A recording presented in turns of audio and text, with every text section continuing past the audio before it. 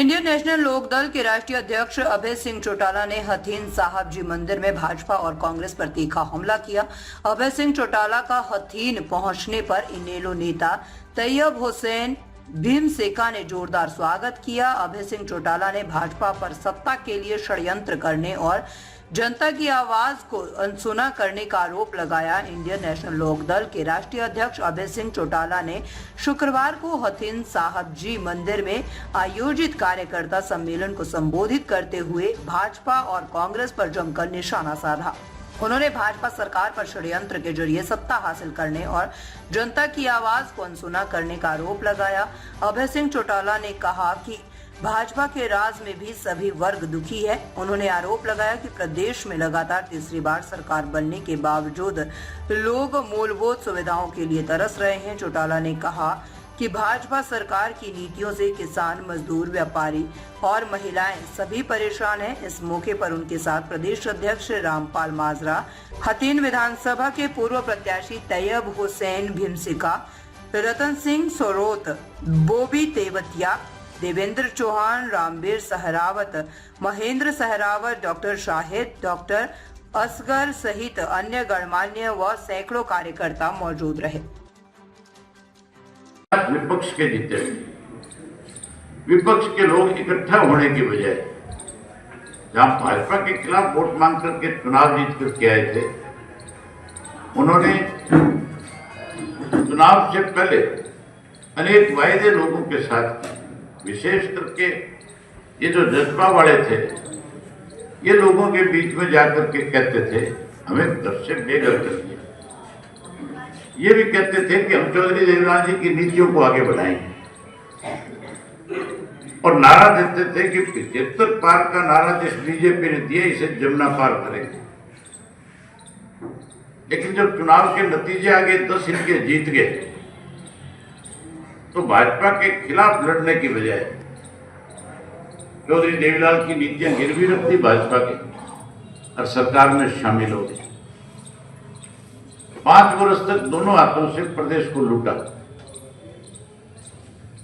बहुत बड़े बड़े घोटाले प्रदेश में हुए।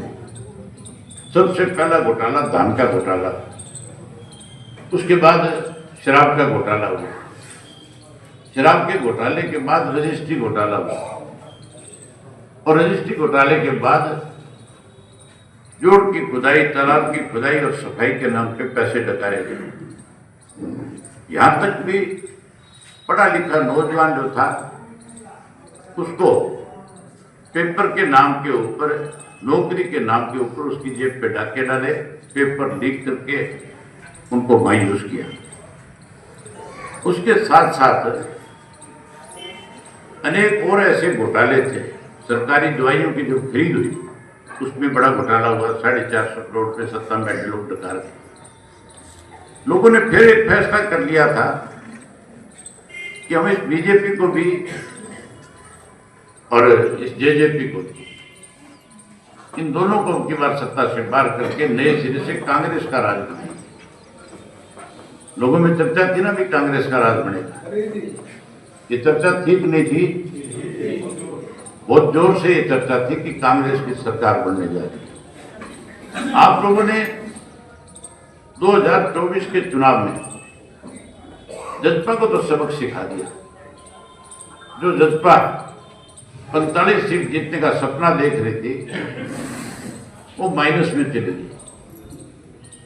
माइनस में इसलिए चली गई कि झूठ और लूट की राजनीति ज्यादा देर लंबी नहीं चला सकती। उन लोगों ने आपके साथ झूठ बोल करके, बरगला करके आपका वोट लेने का काम किया था। अब जजपा की तो हालत ऐसी होगी कि जजपा का तो कोई नाम लेने वाला नहीं बचे। अब उस जजपा के हालात इस किस्म के हैं कि वो चौधरी देवीलाल जी की फोटो लगा करके राजनीति करते थे। आज उनकी जयंती भी नहीं मना सकते। है क्या कोई जजपा का नाम लेने वाला आपके यहाँ पे? हथीन में कोई है, कोई एक आधा ऐसा जो जजपा की बात करता हो?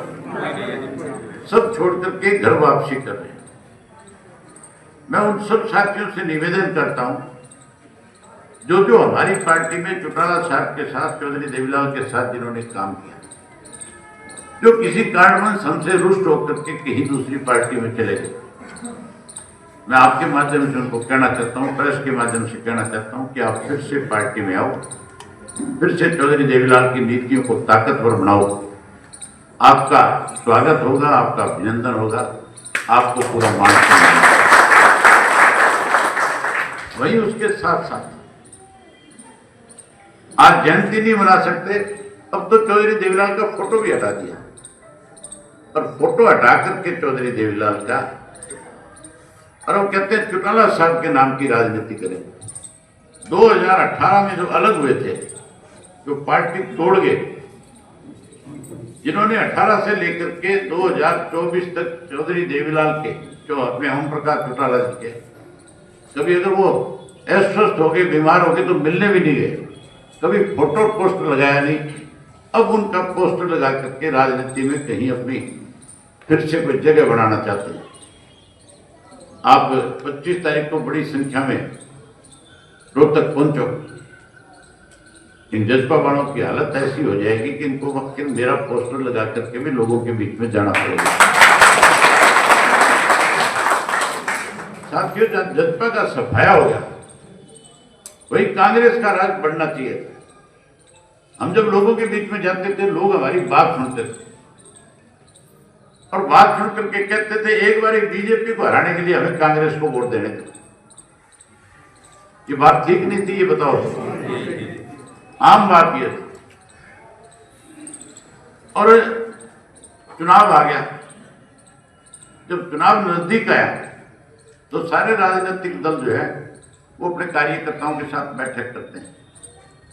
सारे राजनीतिक दल जो है अपना अपना सर्वे कराते हैं। हमने भी सर्वे कराया, कांग्रेस ने कराया, बीजेपी ने कराया। उस सर्वे की रिपोर्ट में एक बात सामने आई खुल करके कि कांग्रेस का राज बन रहा है, लेकिन उस सर्वे में यह भी आ गया कि अगर कांग्रेस के 30 एमएलए जो सिटिंग है, इनको दोबारा टिकट दे दी गई तो फिर इन 30 में से 16 चुनाव हार जाएंगे। वो लोगों की नापसंद है, इसलिए चुनाव हारेंगे। अगर उनकी जगह कैंडिडेट बदल दिए जाए तो फिर कोई दांव लग सकता है। बीजेपी को जब इस बात का एहसास हुआ, पता लगा कि इस तरह के हालात हो सकते हैं, तो बीजेपी वालों ने ईडी से रेड करवाई पूरे हरियाणा प्रदेश में चुनाव से 20 दिन पहले, और बड़े बड़े बिल्डरों के घरों पे कराई। एक रामप्रस्ता नाम का बिल्डर है जो भूपेंद्र सिंह हुड्डा की सरकार में जिसको सबसे ज्यादा लाइसेंस दिए गए, और वो रामप्रस्ता के घर पे जब रेड हुई, दफ्तर में जब रेड हुई, तो उसके यहाँ जो दस्तावेज पकड़े गए, उन कागजों में भूपेंद्र सिंह हुड्डा के परिवार के सदस्यों के कंपनी में नाम थे, शेयर होल्डिंग थे, और उसी आधार के ऊपर भूपेंद्र सिंह हुड्डा के खिलाफ ईडी ने मुकदमा दर्ज कर लिया। इस बात का पता है ना तुम्हें? मुकदमा दर्ज हुआ है कि नहीं है? ये जानकारी है, ये जानकारी है। जब मुकदमा दर्ज हो गया तो ईडी ने उसको गिरफ्तार नहीं किया। गिरफ्तार करने के बजाय भूपेंद्र सिंह हुड्डा से कहा कि जाके बीजेपी के नेताओं से संपर्क करो, अगर अपनी जान बचाना चाहते हो, अगर जेल नहीं जाना चाहते हो तो जाके संपर्क करो। हुड्डा ने वही किया, भाजपा के नेताओं से संपर्क किया, और संपर्क करके जाके कहने लगा बताओ मैं तुम्हारी क्या मदद कर सकता हूं।